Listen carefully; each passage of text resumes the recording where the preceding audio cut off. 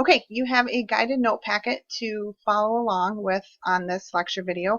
And the purpose of giving you that was that all of the diagrams are on there, so hopefully it'll just be really easy for you to write next to each diagram the different things that are going on, because there are a lot of diagrams involved in this.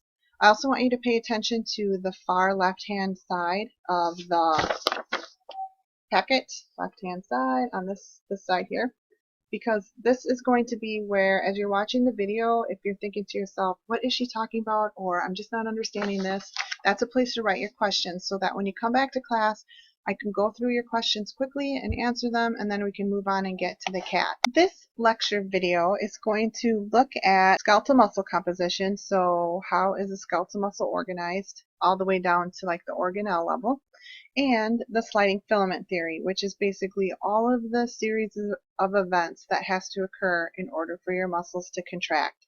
So those are kind of the two things that we're going to look at: what a muscle is made out of and what has to happen in order to make that muscle contract. All right, some basic vocab. First of all, myofiber refers to a muscle cell. It is the same thing.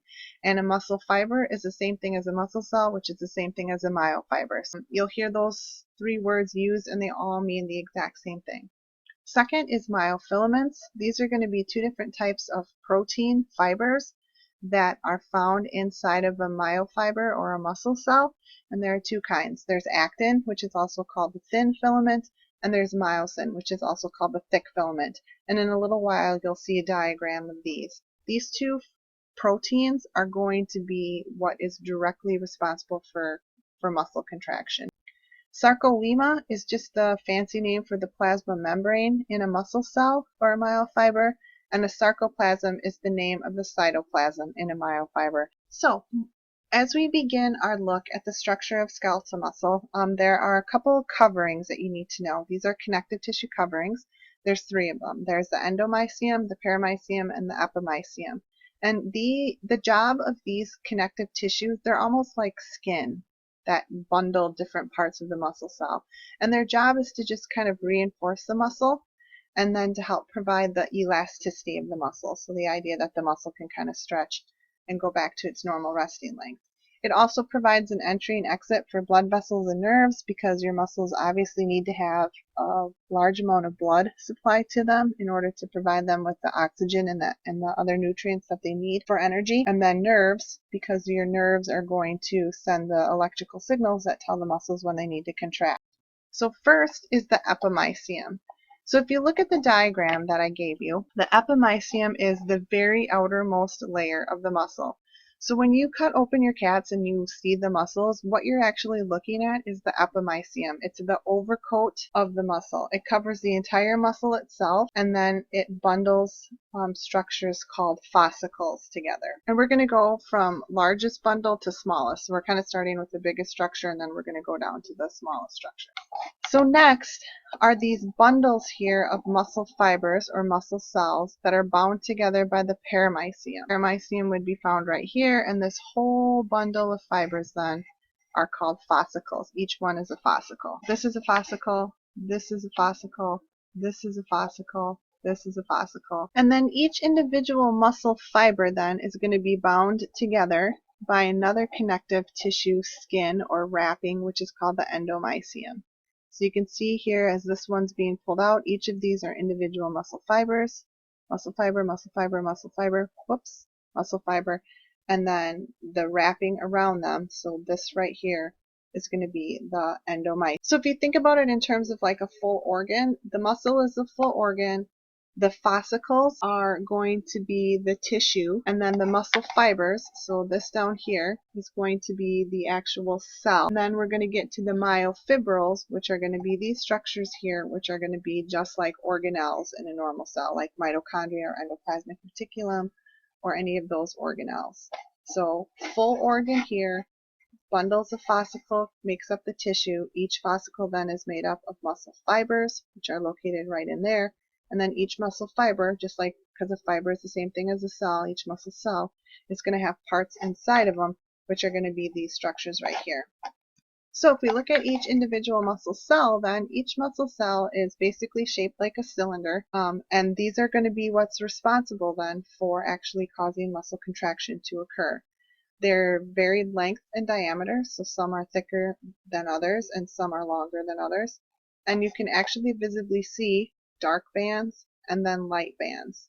And these are what the striations are when you looked at these at a skeletal muscle underneath the microscope. Alright, so here are the organelles basically of the muscle fiber. Here is your muscle cell here. Okay, and we pull out a myofibril. That's going to be one of the organelles, and if we section out that organelle and look at it closely, you have this structure here, which shows you the different parts of the myofibril. So you have the thin filament, which is in blue, the thick filament, which is in red. The I bands are going to be what is the light band. These A bands are going to be the dark bands. So again, the alternating I band, A band, I band, A band. This is what gives the muscle cell their striation. There are these lines in the middle of the I band called the Z discs, and what the Z disc does is it holds the actin, which again are those blue lines. And then the I band is going to be actin only. You only see the blue lines here. And the H zone is going to be a section where there's only myosin. If you look really carefully at your diagram, you'll see here that on either side of the H zone, like right here and right here, that has actin and myosin in there. And so again, the relationship between actin and myosin is what is going to cause the muscle to contract, which we'll get to in just a second. So a sarcomere technically is going to be from one Z disc to another Z disc. That is a contractile unit, which we call the sarcomere. So from here, this is just a little bit better picture because it's bigger, but again, you can see the Z disc with the actin attached to it in blue.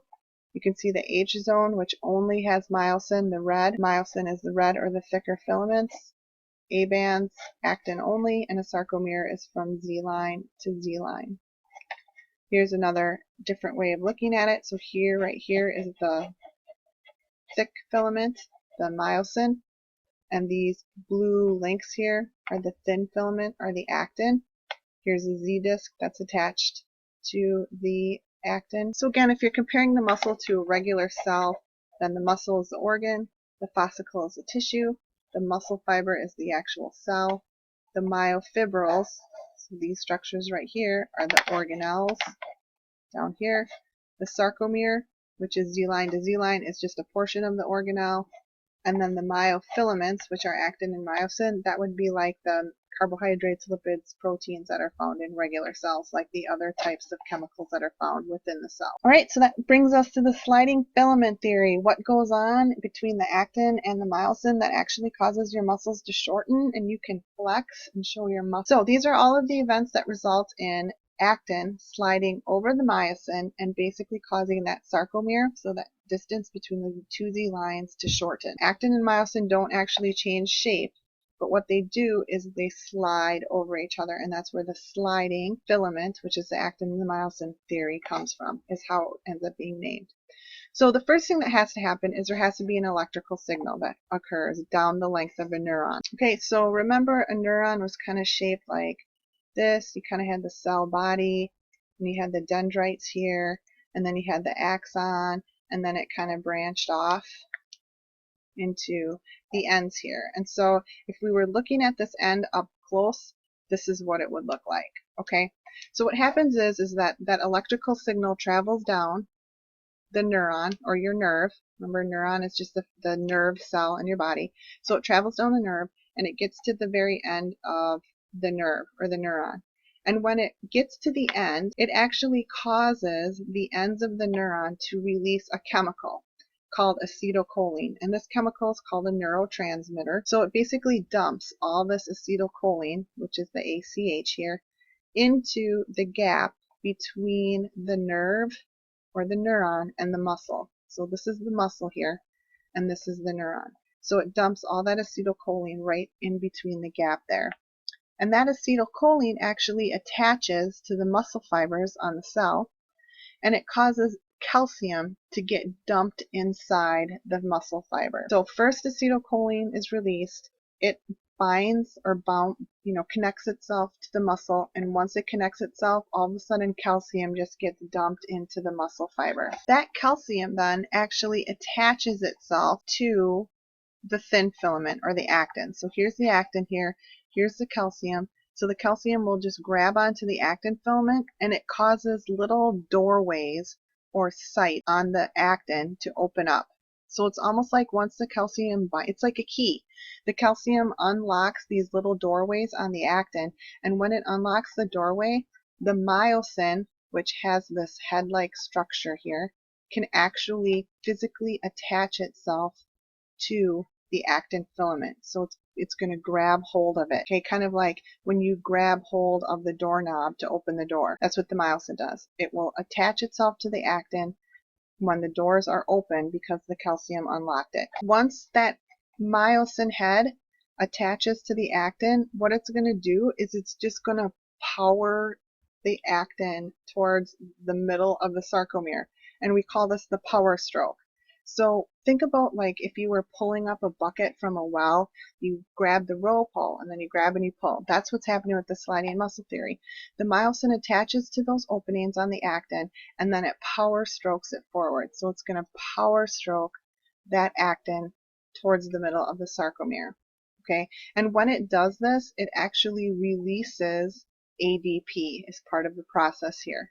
Okay, so ADP gets released because ATP is being used. Okay, because you need energy to power stroke. So ATP is used and it ends up breaking up into ADP and the inorganic phosphate. Then what happens is other ATP will actually come in and it will attach itself to the myosin head, which will kind of serve like a deadbolt. Basically, it will cause this to release. It causes the myosin head to release away from the actin, detaching itself. So actin and myosin will always stay stuck together until ATP comes along and allows the myosin to release. The ATP will eventually split apart back into ADP and inorganic phosphate, and so it will release energy, and the myosin head will go back to its original position, and then it'll then wait for the more calcium to become available so that it can attach itself to that open door and then start the process all over again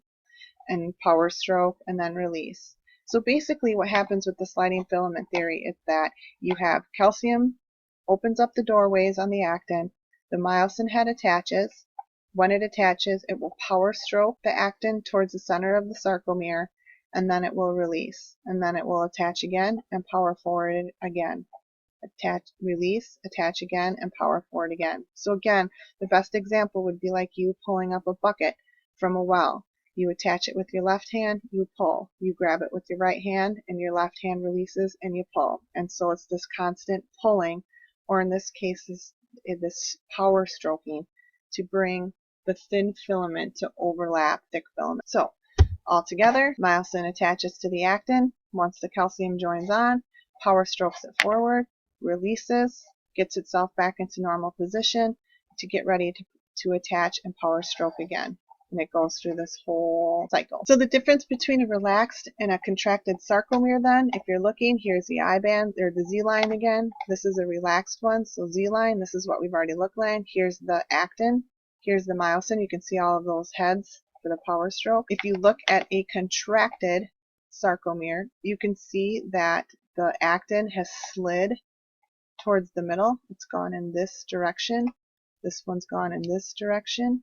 So now you have actin overlapping myosin. And A band stays the same, but the H zone completely disappears here, like this area where there was only myosin, because now you have actin and myosin, so the H zone is completely gone. And the I band becomes shorter. So that light band actually becomes smaller, but the dark band stays the same. In order for a muscle to relax, that's how a muscle contracts, is going to be once all the calcium is removed, puts all of those active sites on the actin out of reach for the cross bridges, which doesn't allow the myosin heads to attach, which means it can't pull it forward.